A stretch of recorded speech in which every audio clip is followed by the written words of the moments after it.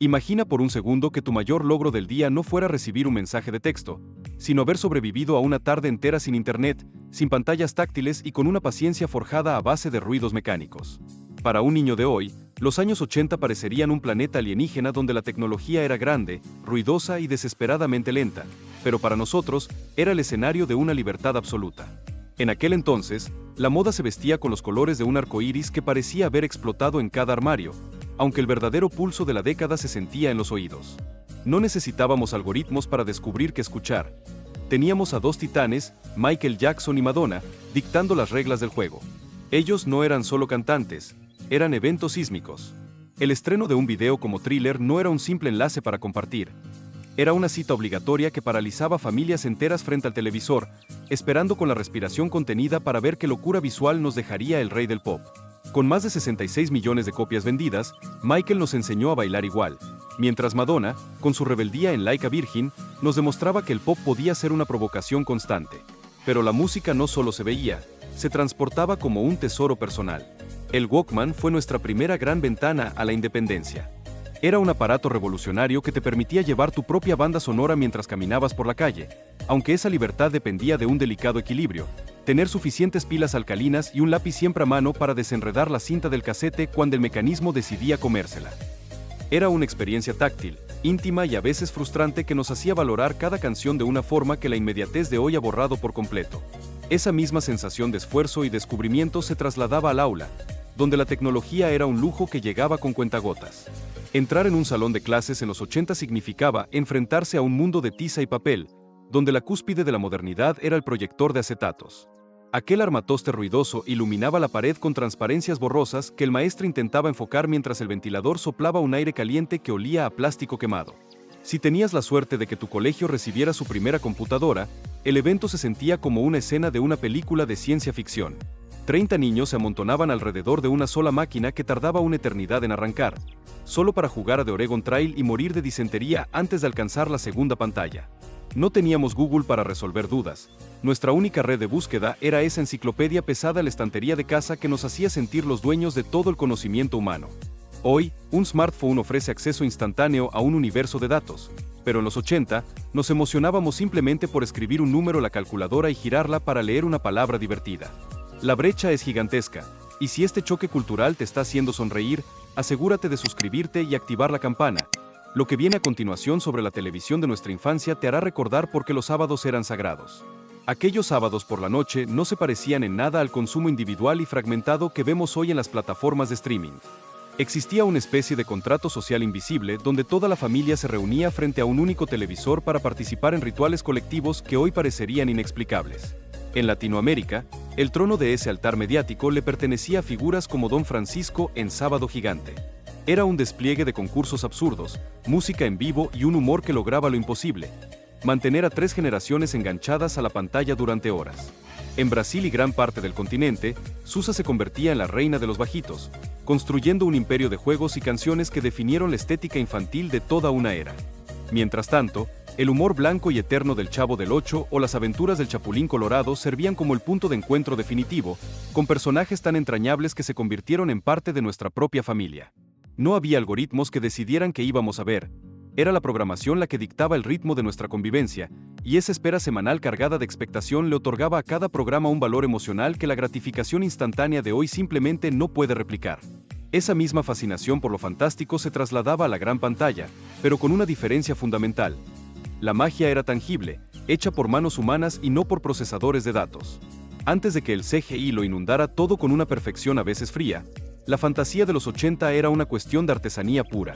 Películas como El Cristal Oscuro nos sumergieron en mundos habitados por criaturas que eran mitad títeres y mitad pesadillas alienígenas, todas nacidas del genio de Jim Henson. Había una textura especial en esos monstruos. Podía sentir el peso de la tela, el mecanismo de los ojos y el esfuerzo de los titiriteros para darles vida. En Dentro del Laberinto, un David Bowie icónico nos desafiaba rodeado de marionetas que, aunque hoy puedan parecer toscas en sus movimientos, lograban una conexión emocional que la animación digital rara vez alcanza. Los dragones de nuestra infancia no escupían fuego generado por computadora, eran estructuras gigantescas de látex y cables que requerían un equipo entero para moverse. Teníamos que poner mucho de nuestra parte, usando la imaginación para completar lo que la tecnología de la época no alcanzaba a mostrar. Y esa colaboración entre el creador y el espectador hacía que el miedo y la maravilla fueran mucho más reales, casi como si pudieras oler el maquillaje y el humo del set de rodaje. Esa capacidad de entretenernos con lo esencial se extendía incluso a los juguetes que hoy llamaríamos antiestrés. En un mundo sin aplicaciones móviles para matar el tiempo, el rey absoluto de la destreza mental era el cubo de Rubik. Se vendieron cientos de millones de unidades, convirtiéndose en un símbolo de inteligencia y paciencia, aunque para la mayoría de nosotros fuera una fuente constante de frustración que terminábamos resolviendo con el truco prohibido de despegar las pegatinas de colores. Y para quienes buscaban una actividad más física, el yo-yo era la herramienta de estatus definitiva en el patio del colegio. No se trataba solo de subir y bajar un disco atado a una cuerda, era una disciplina que requería horas de práctica para dominar trucos como el perrito o la vuelta al mundo. Podías pasar de ser el héroe de la cuadra a convertirte en una amenaza para los cristales de los vecinos en un solo segundo de distracción. Estos objetos no necesitaban baterías ni actualizaciones, su único motor era nuestra propia habilidad y el deseo de superar a nuestros amigos en una competencia sana y analógica que nos mantenía ocupados hasta que el sol se ocultaba. Entrar en el mundo de los videojuegos en los años de los 8 bits era una experiencia que bordeaba lo espiritual y lo técnico a partes iguales. Cada píxel en la pantalla tenía un valor incalculable y el mantenimiento de nuestras consolas no requería de servicios técnicos especializados, sino de un soplido certero.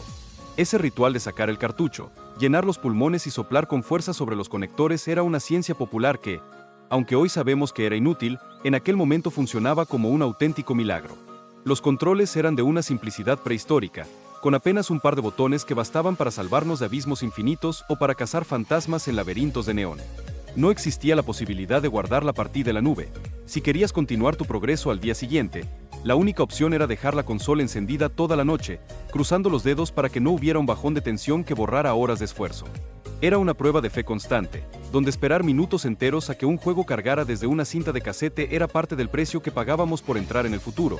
Una paciencia que los niños de hoy, acostumbrados a la carga instantánea, simplemente no podrían procesar. Esa misma intensidad emocional se trasladaba al mundo de la comida rápida, donde el menú era lo de menos y el verdadero tesoro se escondía en una caja de cartón. Entrar en un McDonald's o un Burger King en los 80 era una expedición en busca de trofeos coleccionables que hoy son piezas de culto. Las cadenas de hamburgueserías se convirtieron en auténticas fábricas de sueños, lanzando promociones que obsesionaban a toda una generación, como los vasos de cristal de los pitufos o las figuras de las tortugas ninja. Incluso ir a por una pizza se transformaba en una aventura cinematográfica gracias a los vasos promocionales de estrenos como E.T. el extraterrestre. No íbamos solo por las patatas fritas, íbamos para completar una colección, para poseer un pedazo de nuestras películas favoritas y llevarlo a casa como un estandarte de victoria. Era una estrategia brillante que convertía una cena familiar en un evento de coleccionismo frenético, donde los juguetes promocionales tenían más peso que el propio juguete que podías comprar en una tienda, creando un vínculo emocional con las marcas que todavía perdura en nuestra memoria. Y si de colores hablamos, los años 80 fueron una explosión visual que desafiaba cualquier lógica estética anterior. Entrar en el cuarto de un niño de la época era como asomarse a una explosión en una fábrica de caramelos.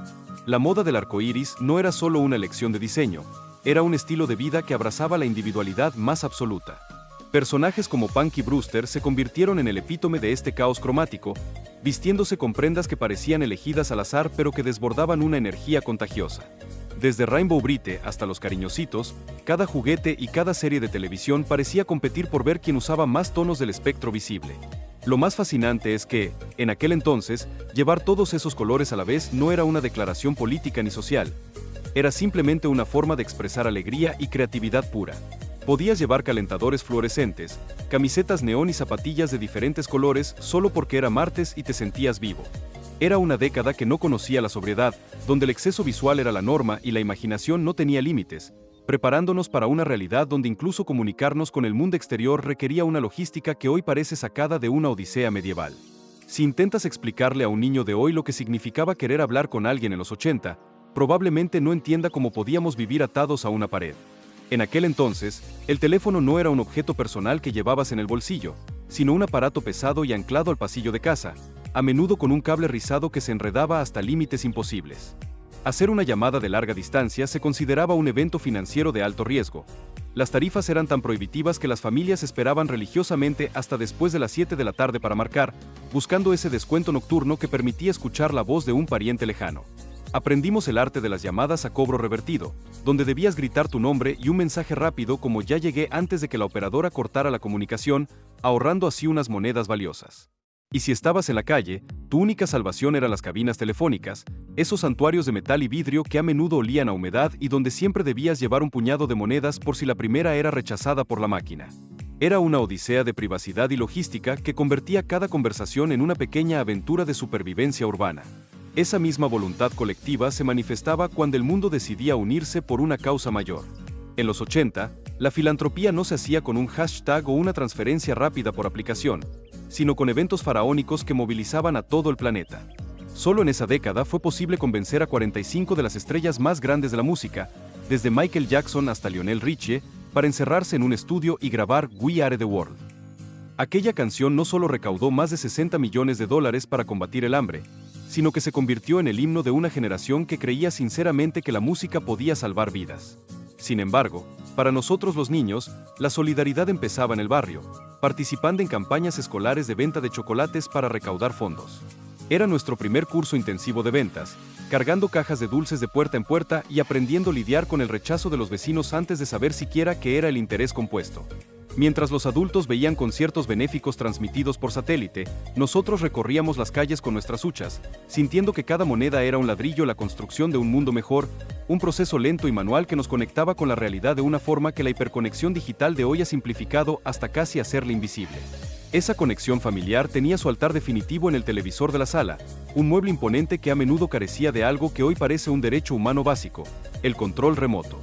En los 80, si querías cambiar de canal, no buscabas un botón bajo el cojín del sofá, tú eras el control remoto.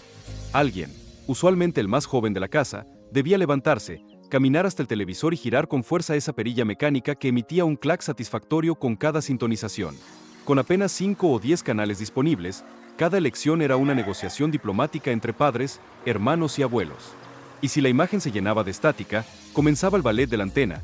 Uno sostenía los cuernos de metal en un ángulo imposible mientras otro gritaba desde el sofá si la nieve se había ido o si el fantasma de la imagen persistía. No existía el contenido bajo demanda ni la posibilidad de retroceder.